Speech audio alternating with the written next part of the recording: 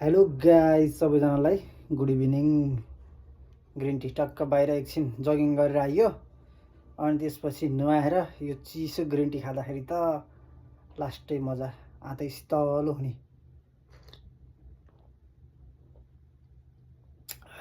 Chess आज मैले तपाईँलाई एउटा चिज देखाउँछु। यहाँ के किनेर ल्याएँ गाइज मैले, गेस गर्नु त। आज मैले किनेर ल्याएँ, टक्क लाएर यो गेस गर्नु के होला। एउटा यो एक प्याकेट अनि त्यसपछि अर्को छ यो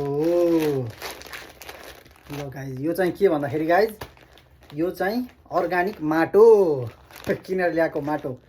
अब चाहिँ हामीले टक्क यसमा खुर्सानी अनि धनिया गमलामा लाइन्छ। अब अहिले टक्क सबै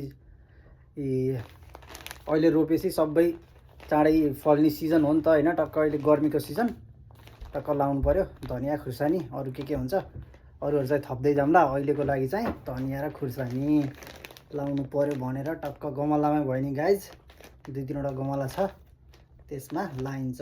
ल यही हो गाइज, यही देखाउन आएको। ल गाइज अब हामी भोलि चाहिँ गमलामा माटो हालेर अनि त्यसपछि धनिया खुर्सानी लाएको देखाउँछु है त गाइज। ल आजलाई यति।